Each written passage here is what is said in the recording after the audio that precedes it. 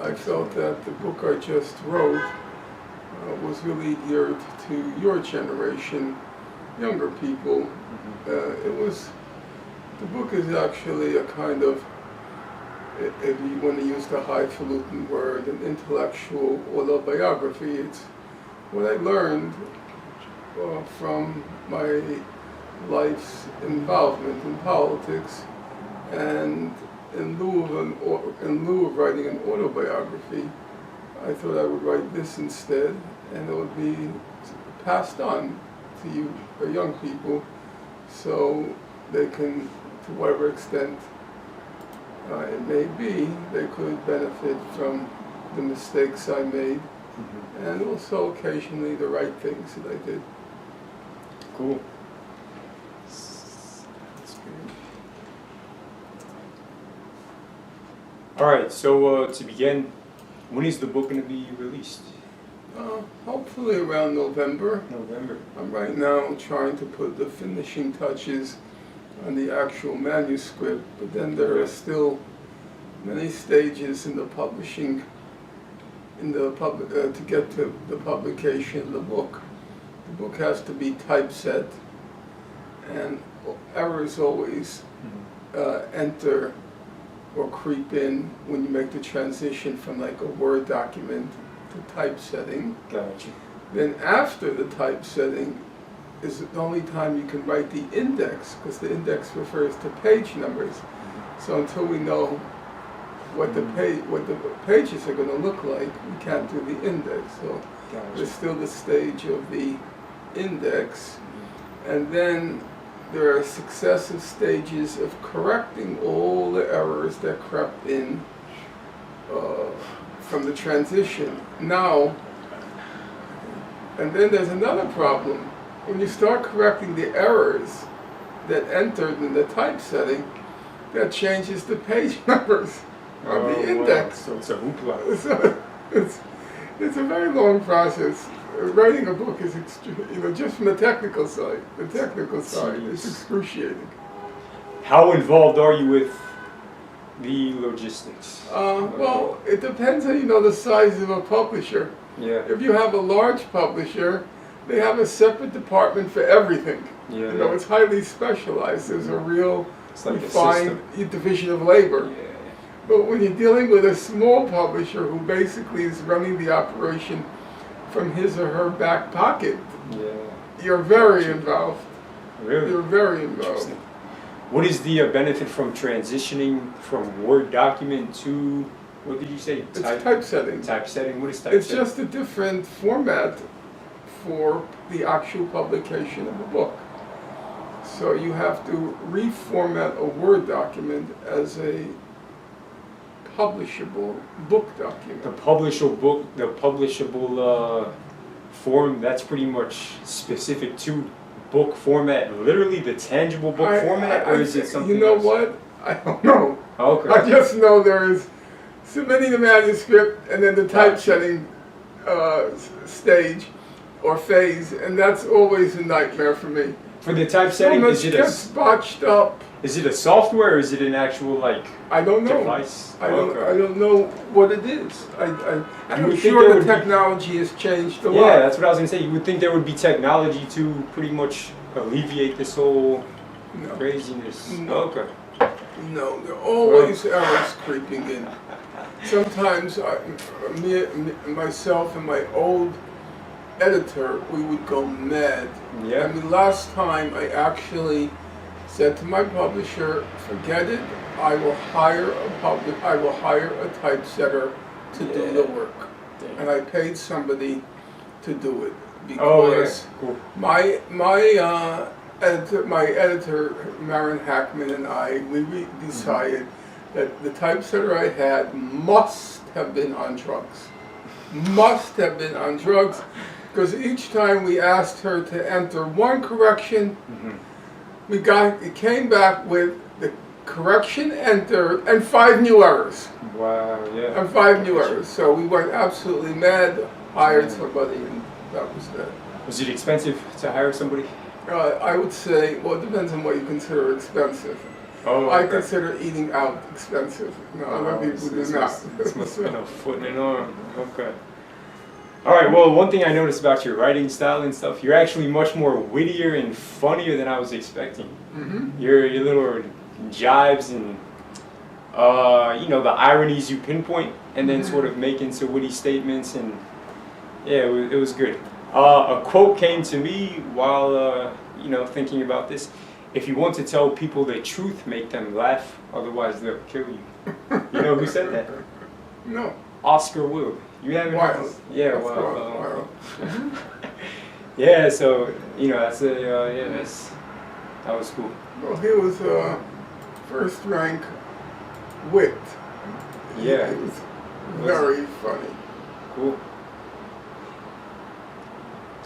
At other times in the book, I should say that yeah. there are different registers or tones when I'm writing.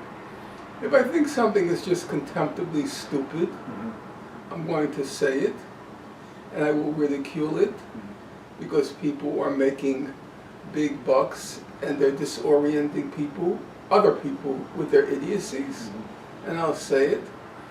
Other times, I will be I'll be very serious. No humor enters it. This is a life and death issue. So I am deadly earnest and deadly serious. And then sometimes I will heap contempt on those who lie, fabricate, misinform. I will be, if I can use the word, scathing in my characterization of them. But I do think in the history of political writing, there's always been a place for mockery and ridicule of fraudsters and charlatans. And a lot of the subject matter of the book I wrote is exposing fraud and charlatanry. And there I am, yes, pretty merciless and funny. I laugh at it, and everybody else laughs at it. And I think that has a place in political writing. Definitely. Yeah, I think it's important. It'll make things more interesting and keep people perceptive to such ideas and perspectives. So that's good. So one thing I like also is you let your intentions be known, however satirical, ironic, and provocative.